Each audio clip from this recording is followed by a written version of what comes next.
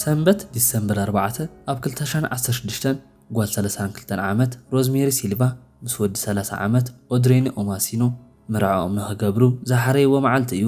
እዚኣቶም መጻምድሊ ነቲ ዝበሃግዎ ናይ መርዓኦም መዓልቲ ፍሉይ ንኽገብርዎ እናሓሰቡ እዮም ኢሉ እውን ንቐደም ናይቲ መርዓኦም ኩነታት ካብታ ከተማ ውፅእ ኢላ ኣብ እትርከብ ናይ ብራዚል ገጠር ከባቢ ንኽገብርዎ እዩ ነይሩ። እሞ ደኣ ኣብዚኣ ፍልይቲ ናይ መርዓ መዓልቲ እታ መርዓት ሓደ ነገር ንኽትገብር እናሓሰበት እያ። እዚ እውን ንበዓል ገዛእ ሓዊሱ ነቶም ዕድማት ሰርፕራይዝ ንምግባር እዩ። እዚ እውን ክግበር ዝተሓስበ ነታ መርዓት ብሄሊኮፕተር ንኽቕበልዋ ንምግባር እዩ ነይሩ። ይኹን እምበር እቲ ናይ መርዓ ስርዓት ቅድሚ ምጅማሩ ሒደት ደቓይቕ ዝተፈጥረ መሰንበድ ነገር ንኽልቲኦም ሓደሽቲ መርዑት ናይ ዘንተ ዕለት ዕጭኦም ቀይርዎ እዩ። እንታይ ከም ዘጓነፎም ሓቢርና ንዕዘቦ እዩ ዝኸውን። ክቡራት ቤተሰብ ከመይ ትጸንሑ? ኣብ ናይ ሎማዓንቲ መደብና ኣብ ቅድሚ ሕጂ ካብ ዘቕርበልኩም ዝነበረ ታሪኽ ፍልይ ዝበለ እንትኾን ክልተ መጻምድቲ ንብዙሕ ግዜታት ናይ መርዓኦም መዓልቲ እናተጸበይዎ ድሕሪ ምጽናሖም ኣብ መጨረሻ ሓደ ዘይሓሰብዎ ተጓንፎ እንተጋጥሞም ዝገልጽ ታሪኽ እዩ። እዚ ካብ ዝኾነ ዓይነት ታሪኽ ልብኻ ዝነክእን መጠራጠሪ ዝኾነን ኬዝ እዩ። ክቡራት ቤተሰብ ድማ እስከ ነቲ ታሪኽ ሰሚዕኹም ኣብ መፈጸምታ ንሃትኩም ሓሳብ ተትገድፉለይ ደስ መበለኒ። ሓቢርኩምኒ ክሳብ መወዳእታ ጽንሑ። ሰናይ ጻንሒት። ሮዝሜሪ ዱናሳሚንቶ ሲልቫ ምስ ኦድሬኒ ኦማሲኖ ዝተራኸቡ ቅድሚ 3 ዓመታት እዩ። ማለት እውን ኣብ 2013 ዓመተ ምህረት ሮዝሜሪ ናይ ነርስ በዓልቲ ሞያ እንትትኾን ኦድሬኒ ድማ ናይ ቁልፊ መቕረፂ ሰራሕተኛ እዩ ነይሩ። ክልቲኦም ሕጉስ ዝኾነ ናይ ፍቕሪ ግዜ የሕልፉ ነይሮም። ሃይማኖታውያን ዝኾኑ መጻምድቲ እንትኾኑ በቲ ናይ ከባቢ ማሕበረሰብ እውን ተፈተውቲ እዮም። ሮዝሜሪ ብናይ ፍቕሪ ህይወታ ሕጉስቲ እያ። ምስ እትፈትዎ ሰብ ንዝተረፉ ዓመታት ንኽትነብር ብጣዕሚ እያ ተሃንጥያ ዘላ። ነቲ ናይ መርዓ መዓልቲ እውን ፍሉይ ንኽትገብሮ ንነዊሕ ዝኾነ ግዜ እናሓሰበትሉ ጸኒሓ እያ። ሮዝሜሪ ናይ ቁልዕነታን ንዓመታት እናሓሰበትሉ ንዝነበረት ናይ መርዓ መዓልቲ ፍሉይ ንኽትገብሮ እዩ ነይሩ። ነዚ እውን ንብዙሕ ግዜታት ገንዘብ እናዕቆረት ጸኒሓ እያ። እሞ ደኣ ሰንበት ዲሰምበር 4 ኣብ 2016 ዓመተ ምህረት ንኽልቲኦም መጻምድቲ ፍቑራት ብጣዕሚ ተፈልየት መዓልቲ እያ።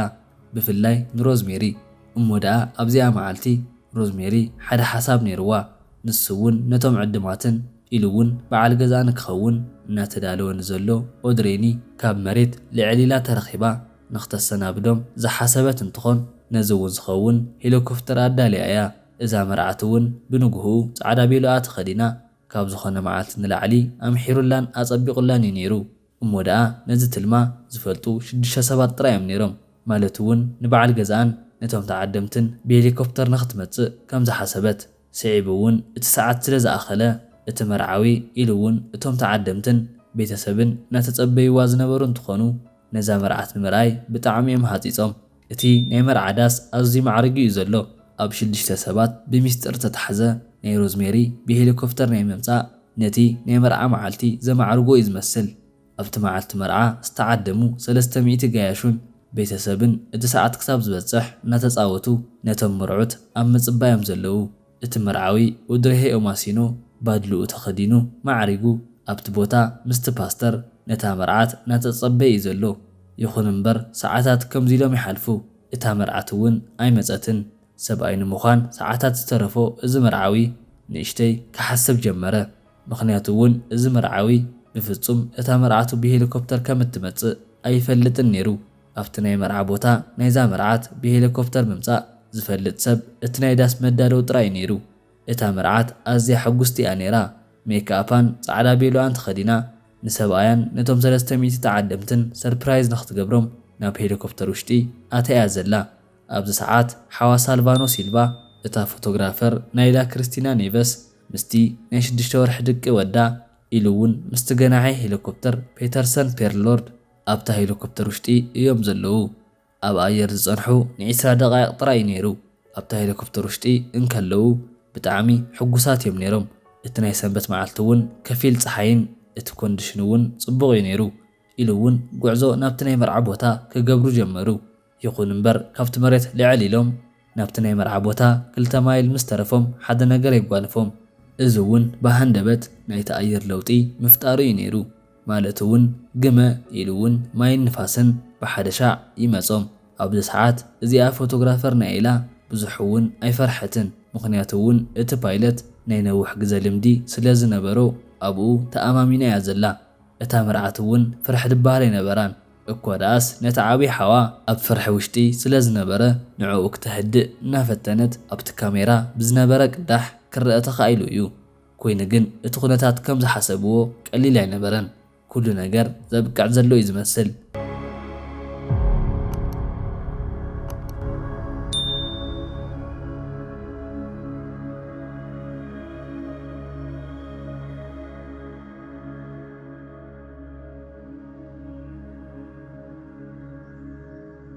ናብቲ ናይ መርዓ ቦታ ምስ እንምለስ እታ መርዓት ዝደንጎየቶ እቲ መርዓዊ ኣብ ጭንቀት ውሽጢ ኣትዩ ዘሎ። እቲ ዝገበሮ ካራባትን ባድላን የውፅኦ። እቲ ዕዱም እውን ናይታ መርዓት ጠባይ ምዝንጋዕ ኦላ እንተኾነ እዚ ግን ካብቲ ልሙድ ወፃኢ ብምዃኑ ክባሳጨው ጀመሩ። ኮይኑ ግን ዋላ ሓደ ዘይፈልጦ ነገር እንተነበረ ነታ መርዓት ሓዊሱ 4 ሰባት ኣብ ጭንቂ ውሽጢ ከም ዘለዉ እዩ። እቲ ሄሊኮፕተር ብሃንደበት እቲ ኩነታት ኣየር ብምቕያሩ ናብ ዘይተሓስበ ከቢድ ሓደጋ ድርኩኺት ውሽጢ ኣትያ ዘላ እሞ ደኣ ብዘሕዝን ኩነታት እቲ ገናሒ ካብ ዓቕሙ ንላዕሊ ስለ ዝኾኑ ናብቲ ናይ መርዓ ቦታ ንምብፃሕ 2 ማይል ርሕቐት ምስ ተረፎ ተሓምሽሻ እታ ሄሊኮፕተር ትወድቕ።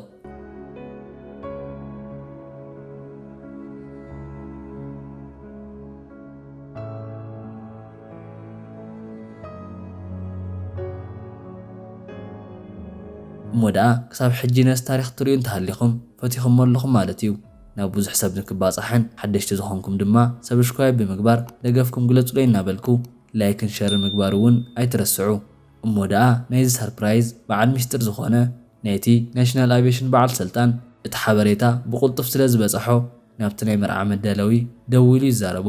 ናይሳ ኣፖሎ ፖሊስ ብቁልጡፍ ተሓምሽሻ ናብ ዝተባህለትሉ ከባቢ ብህፁፅ ይኸይድ። ኮይኑ ግን ብዘሕዝን ኩነታት ንኩሎም ብዘሰክሕ ኩነታት ሞይቶም ይረኽብዎም። እዚ ማለት እውን ናይ 5 ሰብ ህይወት ኣብ ደቂቕ ውሽጢ ክጠፍእ ክኢሉ እዩ። ናይቲ መርዓ መዳለዊ እውን ነዚ ዜና ኣብ ዝሰምዐሉ ሰዓት ብስንባደ ነቲ ፓስተር ይዛረቦ። እቲ ፓስተር እውን ዝሑል ብዝኾነ ዘረባ ንመርዓት ካብ ሕጂ ፀኒሓ ትመፅእ እናበለ ይፅበያ ንዝነበረ መርዓ እውን ነቶም 300 ተዓደምትን እቲ ኩነታት ይገልጸሎም። ኣብዚ ሰዓት ፈፂሙ ዘይተፀበዮን ከምዚ ይኸውን ኢሉ ዘይሓሰቦን መርዓዊ ካብ ዓቕሙ ንላዕሊ ብምዃኑ ርእሱ ስሒቱ ይወድቕ። እዚ ብዙሕ ዝተተለመሉ መርዓ እውን ብጣዕሚ ብዘሕዝን ኩነታት ብብኽያትን ንብዓትን ይሓልፍ።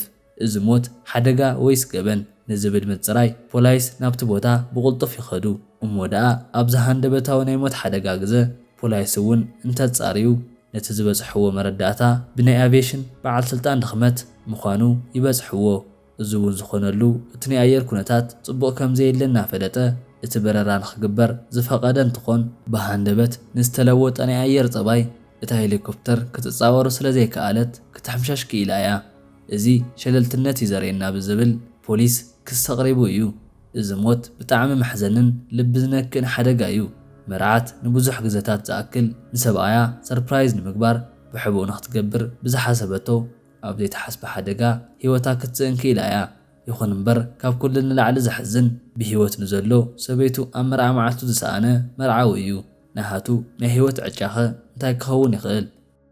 ክቡራት ቤተሰብ ናይቲ ቻናል ካብ ከምዚ ዓይነት ሓደጋን ኣብ መዓልቲ መርዓ ካብ ዝፍጠሩ ነገራትን ሓዘናትን ይሓልኹም ክብል ይፈቱ። ንስኻትኩም ከ ኣብቲ ቦታ ንዝነበሩ ምዕባይ ሓዋን እታ ጥንስቲ ፎቶግራፈርን ነቲ ገናሕን እንታይ ስምዒት ተሰሚዕኩም ኣብ ኮመንት ግድፉለይ። ካልእ ቪድዮ ንኽመጻኩም ናይ ደውሊ ምልክት ምጥዋቕ ኣይትረስዑ።